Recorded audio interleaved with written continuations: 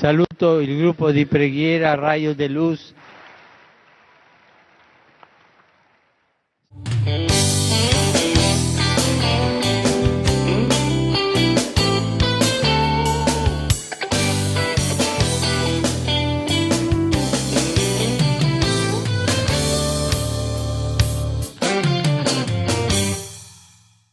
Reunidos aqui num cenáculo de amor, pedimos forças pelas mãos de Maria.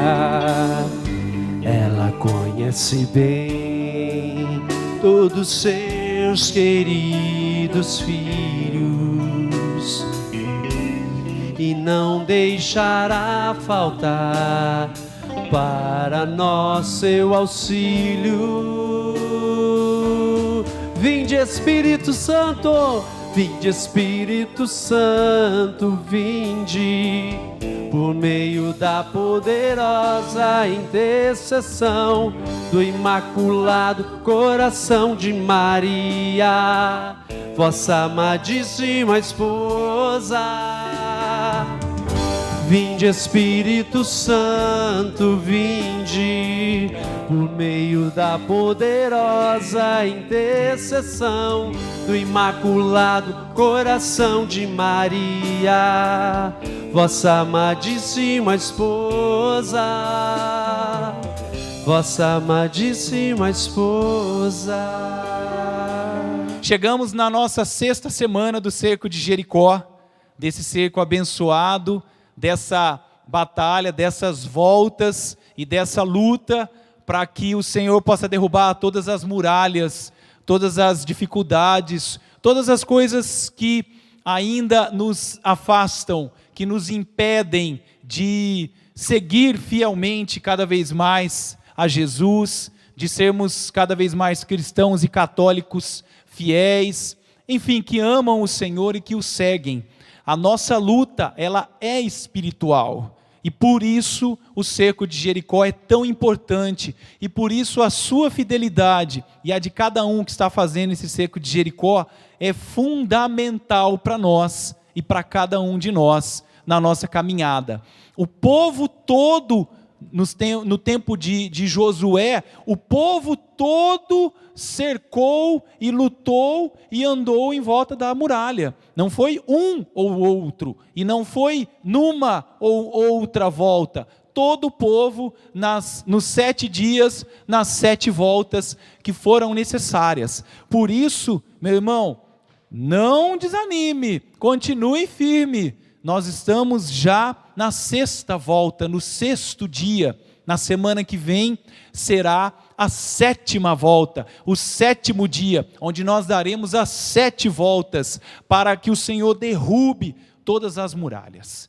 O tema hoje é muito importante na nossa vida, derrubando as muralhas da mágoa, do ódio, do rancor, dos ressentimentos, dessas situações, desses traumas, desses sentimentos que nos aprisionam e que trazem dor e que são muitas vezes brechas para nós sofrermos tentações, que nos deixam estagnados, que nos fazem ficarmos parados na caminhada, que não nos deixam muitas vezes experimentar, que são literalmente mais do que muralhas, que são barreiras enormes, interiores, que nós trazemos e que nos impedem de experimentarmos verdadeiramente o amor de Deus e vivenciarmos a comunhão fraterna.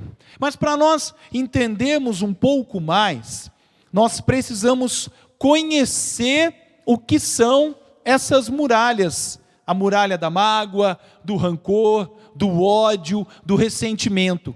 Muitas vezes, para nós vencermos esses sentimentos, nós precisamos conhecer, porque muitas vezes nós não conhecemos, meus irmãos, e nós muitas vezes fazemos confusão sobre algo que é uma tristeza de fato, com uma mágoa verdadeira, um ressentimento, um sentimento de rancor ou de ódio até. E nessa confusão, nós não sabemos tratar e não entendemos o quão perigoso e o quão grave e danoso, quantos danos reais para a nossa vida espiritual e física, como nós vamos ver aqui, para o nosso corpo, para a nossa alma, para o nosso coração, os males interiores que são o rancor, a mágoa, os ressentimentos, eles são muito perigosos e muitas vezes nós não entendemos e até confundimos. Então aquilo que é uma mágoa profunda, eu não trato dela, mas aquilo que é uma tristeza, até uma dificuldade do dia a dia, um simples desentendimento, eu tomo aquilo como uma mágoa, e aí eu estou invertendo, eu não trato do problema e estou simplesmente sendo superficial. Jesus quer hoje verdadeiramente derrubar essas muralhas, tratar dessas mágoas, curar o nosso coração, desde que nós permitamos. Então vamos aprofundar um pouco. Quando a gente fala mágoa, vamos entender do que nós estamos falando. O que é uma mágoa? Algumas pessoas já sabem, outros não, outros têm alguma ideia, mas mágoa significa mácula. A palavra tem origem no latim. Olha só que interessante.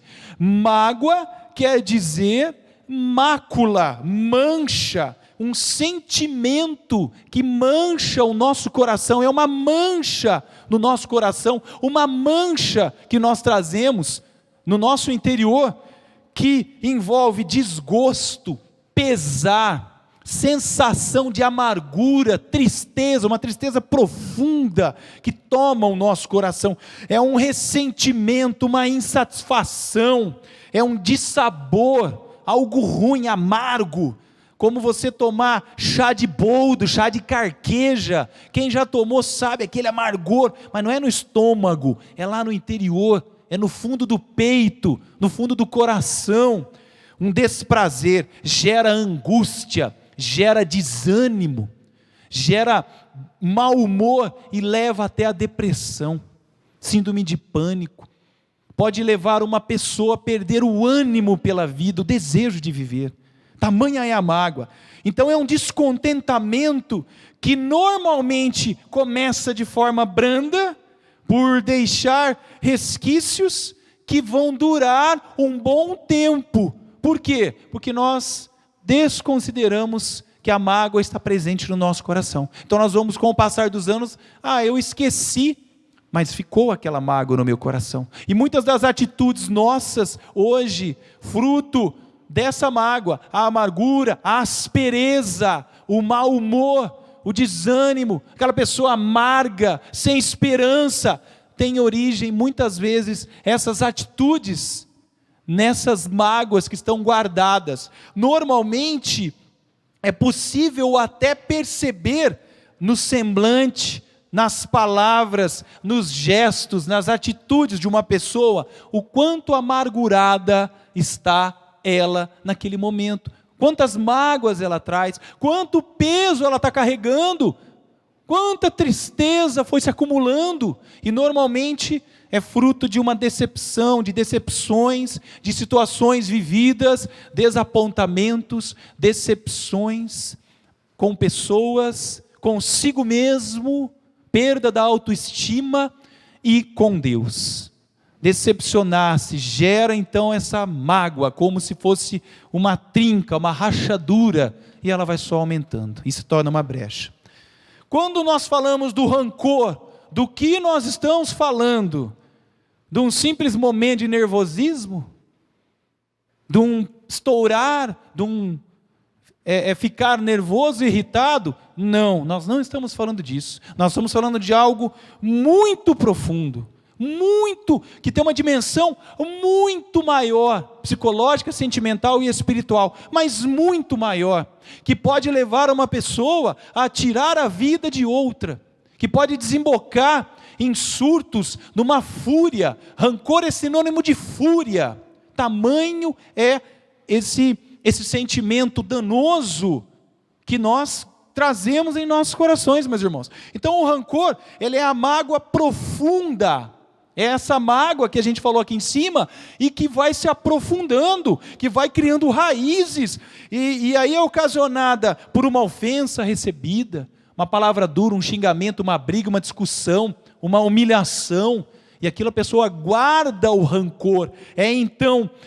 situações anteriormente vividas que geram um grande ressentimento. Então sempre ela vai revivendo, vai ressentindo aquilo, quando encontra a pessoa, quando vê o cara, quando vai na igreja, porque pode ser também até com Deus, e com os outros, e consigo mesmo, e ela vai guardando. Então essa profunda vai gerando uma aversão por aquilo, por aquela pessoa, mas é contido, porque a pessoa, nós não queremos manifestar, então você vai guardando, você vai segurando, e aí você começa a maquinar, e o desejo e o maligno começa a soprar, envenenar, para gerar a vingança, a ira, a revolta, a fúria, e isso desembocar. Então, parece que está esperando o momento de colocar todo esse rancor para fora. Esse é um sentimento que vai sendo guardado, é um excesso de ódio guardado, é um ódio não demonstrado, mas ele está lá, ele está em mim, em meu coração, no seu coração, diante dessas situações vividas. É uma raiva, uma ira, mas ela é profunda, só que ela não está expressa, ela está represada. Então, quando isso vem à tona, muitas pessoas perdem a cabeça e cometem até crimes mediante o rancor. Elas se deixam levar, é como uma bomba que explode, ela perde até o juízo, perde porque já não consegue, tamanho é o rancor, perde o livre-arbítrio, diz, e a consciência acusa que não se deve fazer isso, não se deve atentar contra outra pessoa, mas chega a determinado momento que acontece uma traição, como nós vemos, e a pessoa vai lá e esfaqueia só com 70 facadas, com 40, com 30, com 20 facadas, perdeu o juízo, saiu de si, levada pelo rancor, por um ataque de fúria, daquilo tudo que estava guardado. Então foi a gota d'água, transborda, a represa estoura, a barragem acontece, e a enchente é devastadora, como a gente vê fisicamente. E o ódio, ele é um sentimento de antipatia, desgosto, aversão, não é? Um pouco de sinônimo do rancor, mas ele é diferente, porque ele gera uma repulsa. Muitas vezes o ódio a gente manifesta, o rancor não. O ódio a gente manifesta. Eu não gosto dessa pessoa, eu odeio ela, e você não quer nem cruzar com ela. Então já gera atitudes mais deslavadas, mais reveladas. O rancor ele fica mais guardado. O ódio não, o ódio ele já é mais expresso. A gente já revela que a gente não gosta. A gente a todo momento está falando, eu odeio tal coisa, eu odeio isso aqui, eu odeio. É o ódio. Não pense que isso é bobagem. Quanto mais você fala odeio, odeio, odeio, mais você está plantando e semeando o ódio na sua realidade de vida, no seu coração e para com as pessoas com quem você vive. As palavras elas têm poder. Então quanto mais você afirma eu odeio, parabéns, você está adubando o sentimento de ódio que existe em mim e no seu coração. Para você entender como as coisas que a gente faz e fala sem saber, sem ter a mínima noção do quanto isso prejudica e nos afasta de Deus. Depois eu rezo e peço para Deus força para perdoar e eu não entendo por que eu não consigo. Porque eu estou o tempo todo falando, eu odeio isso, eu odeio essa situação, eu odeio esse trabalho, eu odeio ter que ir para o trabalho, eu odeio acordar cedo, eu odeio comer no horário, eu odeio ter que tomar banho, eu odeio ter que obedecer. Daqui a pouco você odeia a vida, você odeia a sua vida. E aí vai evoluir para o rancor, e as consequências podem ser desastrosas. Certo? Então, não é só uma muralha, é também um combustível para nos levar a atitudes violentas, a pecados graves, a atentar contra as outras pessoas, a atentar consigo mesmo. Uma pessoa muitas vezes pode até tentar retirar a sua vida, tamanho é o rancor que ela tem de si mesma, tamanho o ódio que ela tem da vida dela, ou contra outra pessoa, ou até contra Deus. E aí também tem N caminhos. Já o ressentimento, É o ato ou efeito de ressentir. Então, o meu ressentimento ele vai ser em cima do ódio, ou da mágoa, ou do rancor, ou de tudo isso junto. Eu vou ressentir, sentir novamente. Eu vou trazer de volta à tona, naquele momento onde o meu pai me agrediu, o meu pai me desrespeitou. Foi há 10 anos atrás. Pelo ressentimento, a sensação que eu tenho é que foi há 5 minutos atrás. Toda vez que eu lembro, e eu fico, mas ele não podia ter feito isso, eu nunca vou perdoá-lo, e aí você vai aumentando, o ressentimento aumenta o ódio e vai gerando o rancor. A mágoa, ele já é mais passiva, ela já vai mais para o lado da tristeza, do desânimo, da perda do ânimo, do choro, de se esconder, de se isolar, de não querer conviver com ninguém, há um isolamento e tudo mais. E o ressentimento vai aumentando isso, por isso que pode desembocar em depressão ou doenças profundas, psicológicas, sérias. E aí leva também ao psicossomatismo, que nós já vamos chegar lá. Eu estou passando um pouco rápido, porque o nosso tempo é curto, e o que o Senhor me colocou é que no final aqui dessa pregação, desse breve ensino, nós vamos rezar, porque Ele quer colocar a mão misericordiosa dEle sobre essas situações. E meu irmão, já diga aí, hoje o Senhor vai tocar o meu coração e vai me curar dessas mágoas, vai retirar todo o rancor, vai retirar todo o ódio do meu coração. Amém? Então, o que eu devo fazer? Eu preciso seguir o caminho do perdão. Eu preciso fazer do perdão o meu modo de vida. Vamos abrir a nossa Bíblia lá em Efésios, no capítulo 4, versículo 31. Efésios 4, versículo 31 e 32. Eu já vou ler aqui, você pode marcar, depois você pode pegar aí na sua casa. Então aqui diz assim: desapareça do meio de vós todo amargor e exaltação, toda ira e toda gritaria, ultrajes e toda espécie de maldade. Pelo contrário, sede bondosos e compassivos uns para com os outros, perdoando-vos mutuamente, como Deus vos perdoou em Cristo. Palavra do Senhor, graças a Deus. Meus irmãos, aqui São Paulo reafirma o caminho que Jesus já havia dito no Evangelho, claramente.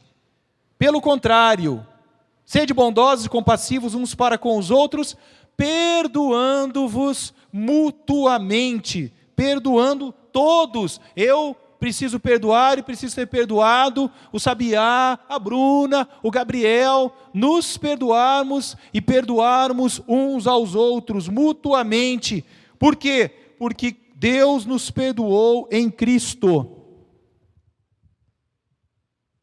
Então, como Ele fez, façamos nós também. Esse é o exemplo. O perdão, meu irmão, é um ato da vontade. Não é uma emoção, não é um sentimento, não é um momento iluminado, não, envolve ação, decisão e oração. Vamos entender, não é sentimentalismo que nós estamos falando. Quando Deus fala para nos perdoarmos, quando Deus nos perdoa, não é um ato de sentimentalismo, é um ato da vontade de Deus. Ele quer nos perdoar.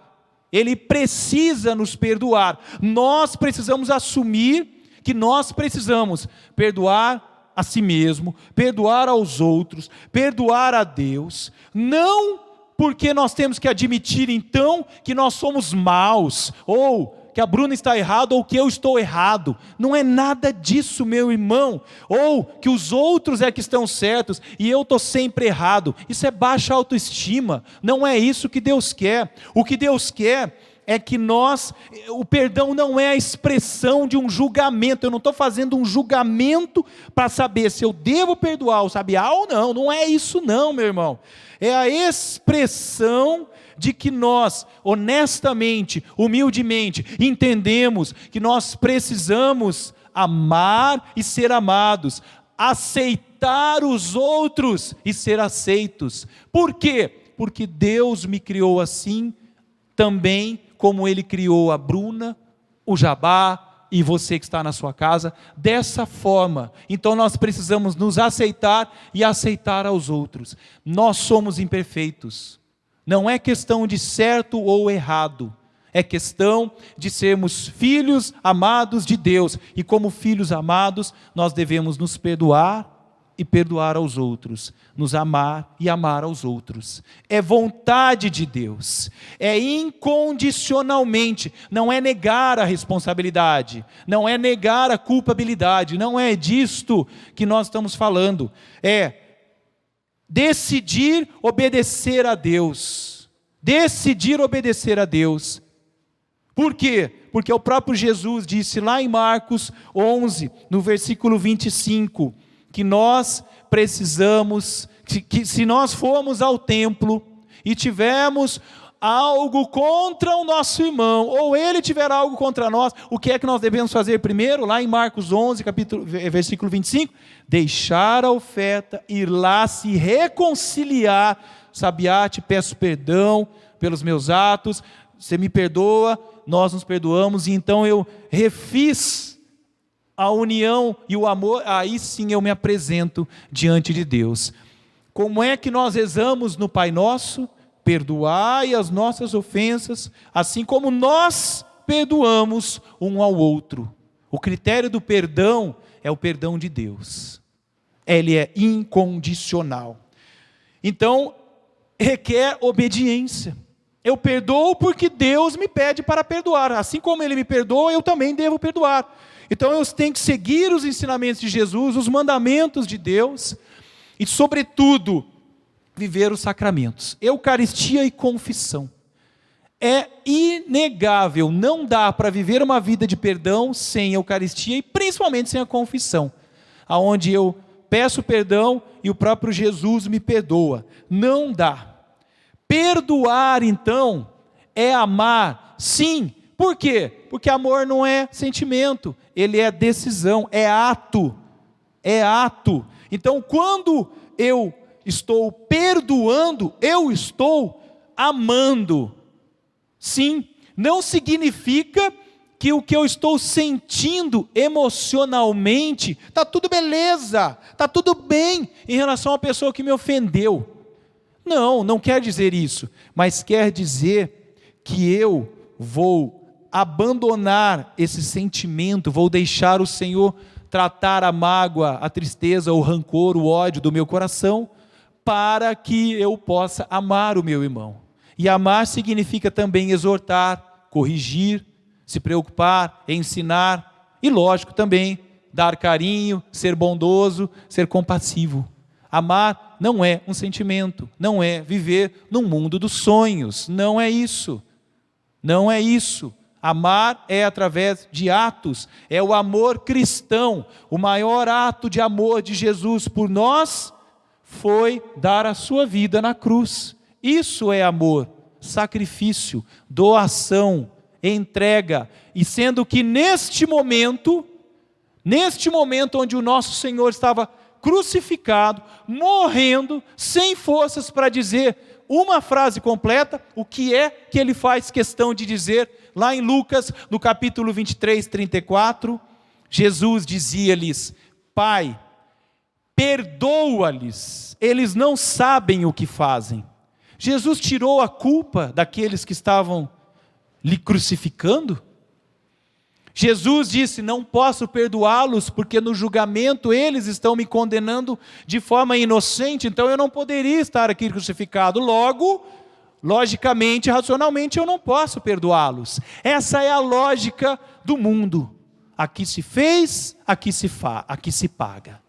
Olho por olho, dente por dente.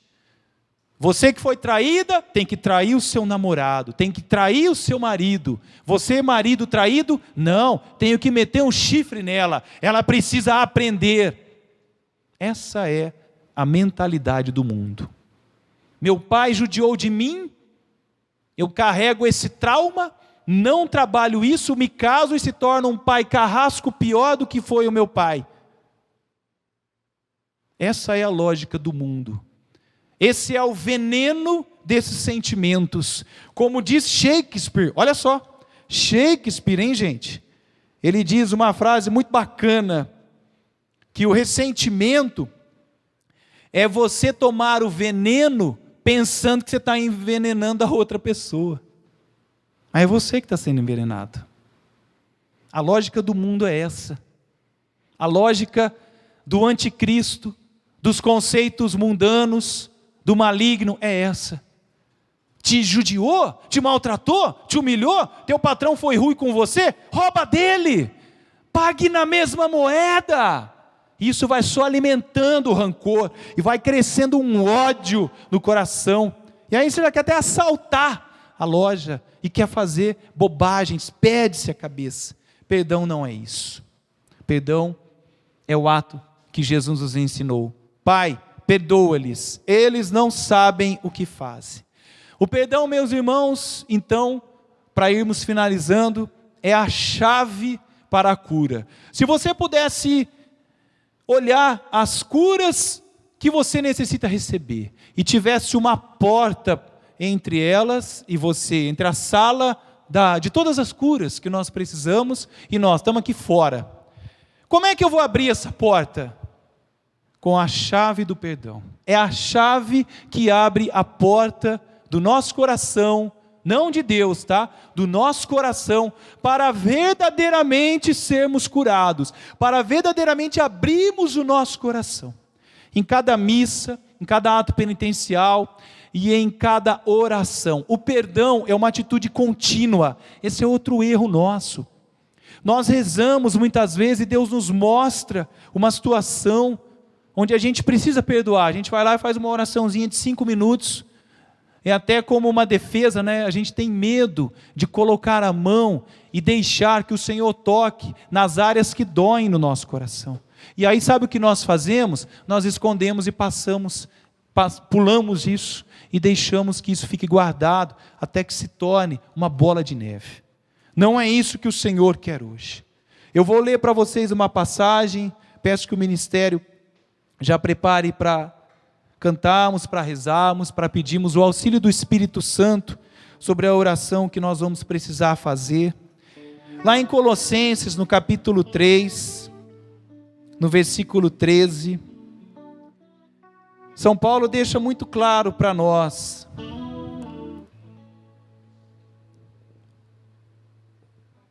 Espera aí que eu acho que eu marquei errado, mas foi providencial.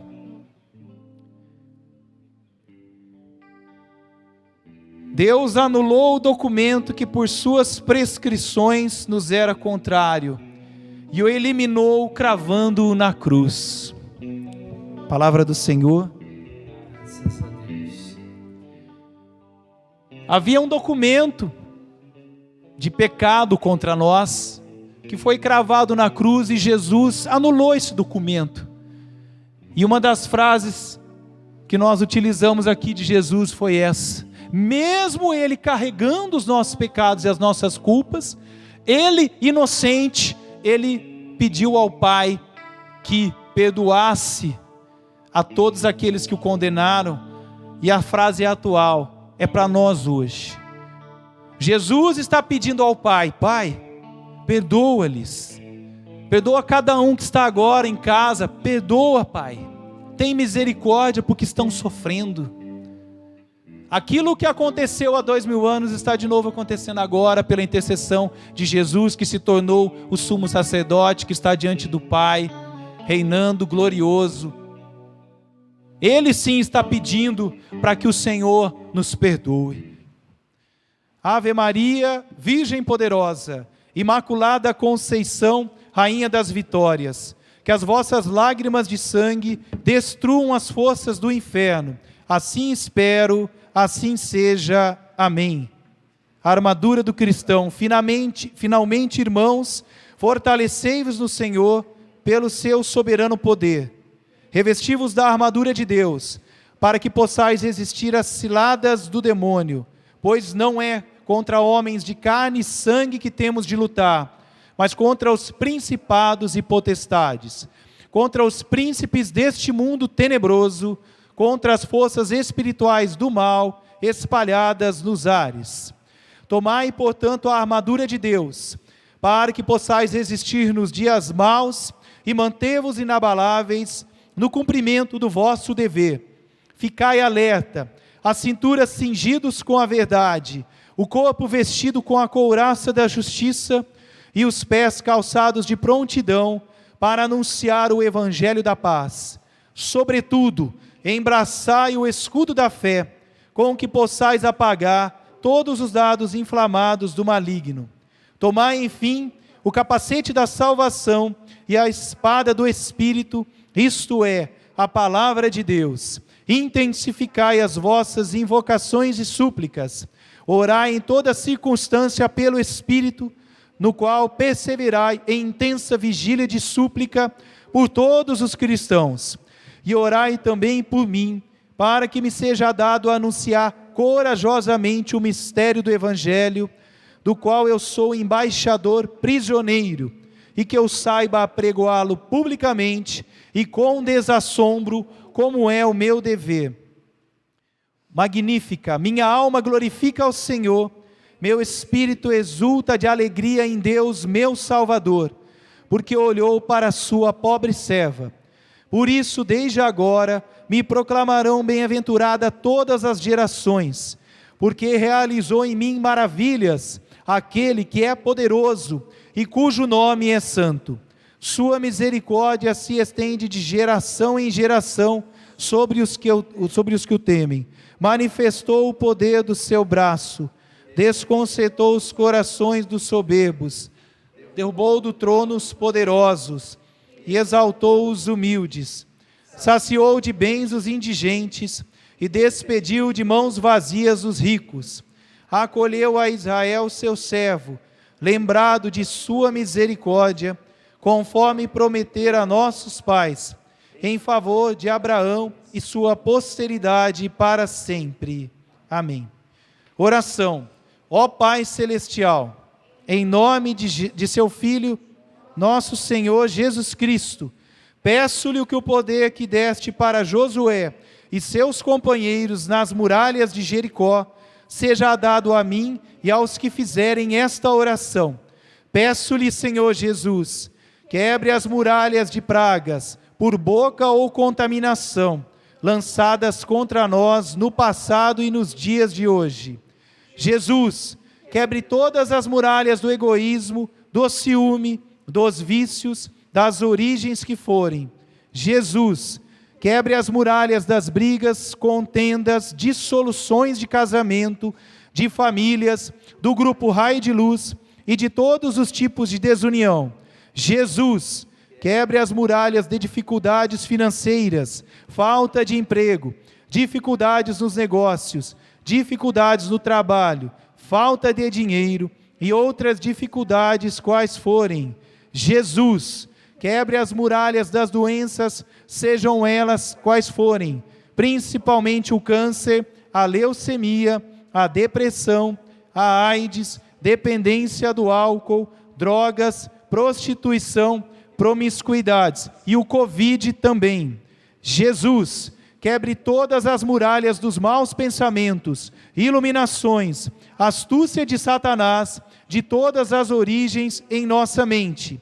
Jesus, quebre toda a ação de Satanás em nossa vida espiritual e faça com que sejamos totalmente renovados pelo teu sangue derramado na cruz. Jesus, quebre todo o ocultismo em nosso passado e agora, seja ele magia, sortilégio, dependência, pacto, entrega com entidade, sejam da origem que forem.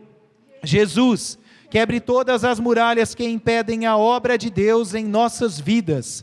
Senhor, entregamos nossas vidas a Ti, para que haja um novo Pentecostes em nós, e acreditemos em Tua vitória, que também é nossa. Amém.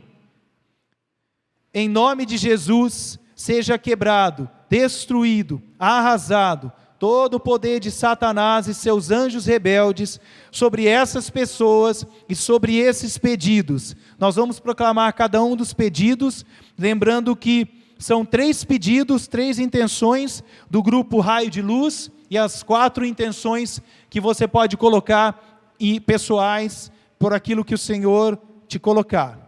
Primeira intenção, pelas intenções do Sagrado Coração de Jesus e do Imaculado Coração de Maria, para que a comunidade Raio de Luz, pela comunidade Raio de Luz, para que seja perseverante e fiel à vontade de Deus. Para que o Espírito Santo haja e se manifeste com todos os seus dons, carismas e frutos, nas reuniões do grupo de oração, encontros de primeiro anúncio, acampamentos, encontro de dons, reuniões de servos e serviços, formações, missões e todas as atividades que faremos, realizando curas, sinais, milagres, prodígios e profundas conversões. Que Deus possa fazer nossa comunidade crescer em santidade, sabedoria e justiça diante de Deus e diante dos homens. Pela nossa unidade entre os servos e com a igreja, para que entre nós brote o amor, a caridade, a fé, o serviço, a coragem de decidir incondicionalmente por Jesus Cristo, para que sejamos perseverantes até o fim de nossas vidas e que desapareçam todos os males que possam existir entre nós. Agora, nesse momento, vamos colocar as nossas intenções pessoais no silêncio do seu coração.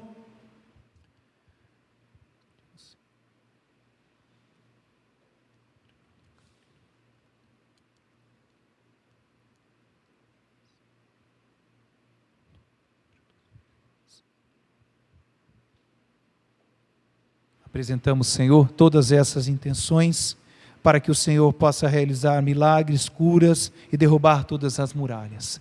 Vamos seguir em frente, meus irmãos. Em nome de Jesus, que seja destruído, exterminado, neutralizado, todo o poder do príncipe das trevas, que vem perseguindo, prejudicando, escravizando, dominando essas pessoas, desejando a sua ruína espiritual, material, semeando ódio, orgulho, discórdia, inveja, ciúmes e mágoas. Em nome de Jesus, seja destruído, exterminado, neutralizado, todo espírito de desunião nos lares dessas pessoas, que vem provocando discórdia, ódio, mágoa, desentendimento, orgulho, fofocas, julgamento. Em nome de Jesus, seja também queimado, destruído, desmanchado, todo e qualquer trabalho, despacho escrito ou feito contra essas pessoas. Em nome de Jesus, seja também queimado e destruído todo o seu conhecimento anterior e atual, com falsas religiões e seitas diabólicas. Em nome de Jesus, seja também queimado, exterminado, destruído, eliminado todas as moléstias, dores do corpo e mentais, físicas e espirituais, opressão, perseguição diabólica sobre nós e nossas famílias. Em nome de Jesus, seja destruído, aniquilado, queimado, neutralizado, todo o poder do príncipe do mundo sobre nós, que vem provocando discórdia, opressão, tristeza, depressão, angústia, solidão, pavor, desânimo, pânico, taras, esquizofrenia, inveja, ódio, rebeldia, egoísmo, desentendimento, agora e para sempre. Amém.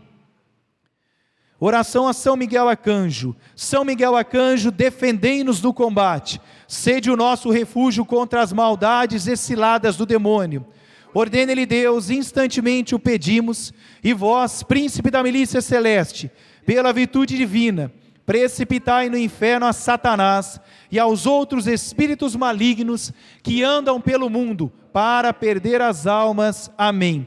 Sacratíssimo coração de Jesus, tende piedade de nós. Sacratíssimo coração de Jesus, tende piedade de nós. Sacratíssimo coração de Jesus, tende piedade de nós. Agora, firmes na fé, meus irmãos, de pé, como guerreiros, Jericó, cidade murada, tinha se fechado diante dos israelitas, e ninguém saía dela, nem podia entrar. O Senhor disse a Josué: vê, entreguei-te Jericó, seu rei e seus valentes guerreiros. Dai volta à cidade, vós todos, homens de guerra. Contornai toda a cidade uma vez. Assim farás durante 6 dias. 7 sacerdotes tocando 7 trombetas irão adiante da arca. No 7º dia dareis 7 vezes volta à cidade, tocando os sacerdotes a trombeta. Quando o som da trombeta for mais forte, e ouvides a sua voz, todo o povo soltará um grande clamor, e a muralha da cidade desabará. Então o povo tomará de assalto a cidade, cada um no lugar que lhe ficar defronte. Josué, filho de Num, convocou os sacerdotes e disse-lhes: levai a arca da aliança, e 7 sacerdotes estejam diante dela, tocando as trombetas. E disse em seguida ao povo: avante, dai volta à cidade, marchando os guerreiros diante da arca do Senhor. Ao 7º dia, levantando-se de madrugada, deram volta à cidade 7 vezes.